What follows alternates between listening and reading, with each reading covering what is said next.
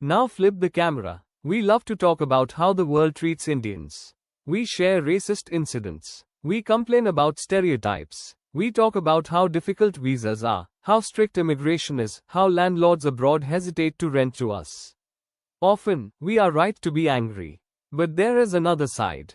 When some Indians travel abroad, they carry their worst habits with them. Talking loudly in quiet trains and buses. Ignoring queue systems. Treating rules as suggestions. Filming strangers without consent because it's just content.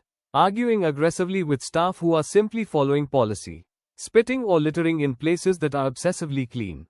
Trying to bargain where prices are fixed. Not respecting personal space. In extreme cases, overstaying visas or working illegally. Most Indians abroad do not do these things. But remember what we said earlier, individuals know they are just one person.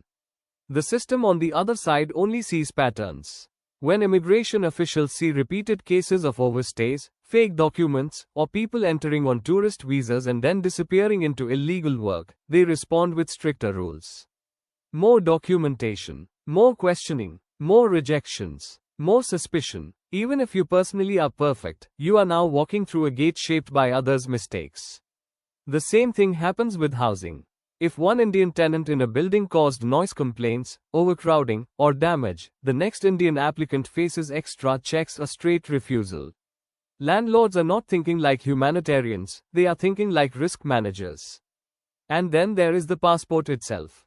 India's passport sits far below the top ranks in global indices like the Henley Passport Index, with visa-free or visa-on-arrival access to only a few dozen destinations. Some of that is economics and geopolitics. Some of it is also perception of risk, how often citizens of a country overstay, violate terms, or create issues. You may never overstay a day in your life. You may follow every rule, every time. But policies are written for populations, not for you. Behavior becomes statistics. Statistics become policy. Policy becomes your reality. Here is the bitter double standard. When foreigners behave badly in India, we are outraged.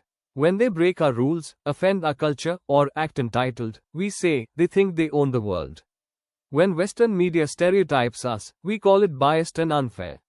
But when Indians abroad talk over everyone, break small rules, or try to bend systems, we often minimize it. Choro yaar, small thing. When someone overcharges a foreigner, we say, they're rich anyway. When someone overstays a visa, we say, bichara, trying to survive.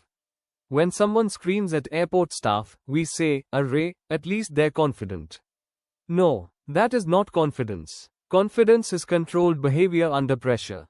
Discipline is power. Maturity is respect. You cannot demand global dignity while exporting indiscipline. You cannot ask the world to treat Indians with trust if, as a group, we repeatedly show that rules are optional for us. This is not about hating ourselves. It is about auditing ourselves. Every developed nation went through this painful mirror stage, looking at its own behavior honestly and deciding what to upgrade. Everyone talks about a powerful India. But what does power actually look like in daily life? Power is not shouting in your language so loudly that everyone turns to stare. Power is being calm enough to blend in when needed and stand out only when it matters. Power is not bullying staff into bending rules for you. Power is respecting systems strong enough that they do not change for anyone. Power is not throwing trash on a clean street and walking away.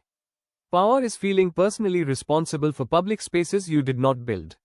Real power is quiet, predictable discipline. It whispers to the world, you can trust us. We know how to behave. When you travel abroad, you are not just a tourist. You are a moving advertisement for 1.4 billion people. The way you stand in a line, the way you speak in a shared space, the way you treat a waiter or a cleaner, all of that paints a picture of what Indians are like. If you follow rules even when no one is watching, that silently makes it easier for the next Indian at that border, that job interview, that rental viewing.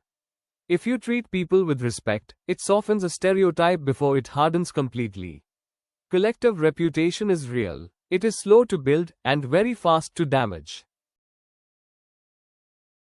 We keep saying we want a Viksit Bharat, a developed India, a respected India, a powerful India. But development is not only GDP graphs and infrastructure photos.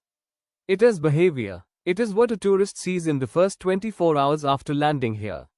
It is what a stranger feels when they sit next to an Indian on a train abroad. It is what a woman feels walking alone through our streets at night. It is what an immigration officer feels when they flip through our passport. Global respect is not built in high-budget campaigns.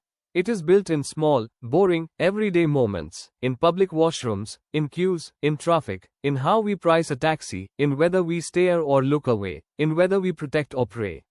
The next time you see a foreigner in India, pause and ask yourself, right now, am I increasing India's respect or reducing it? The next time you step into another country, pause and ask, right now, am I making it easier or harder for the next Indian who comes here after me? If those questions make you uncomfortable, that is not a reason to feel ashamed. That is a signal that you care. And caring is the first step towards changing. You do not need power, money, or position to upgrade India's image. You need discipline. You need empathy. You need maturity. A truly developed India is not just economically strong. It is emotionally intelligent, socially evolved, and confident enough to treat every guest and every host with dignity. One person at a time.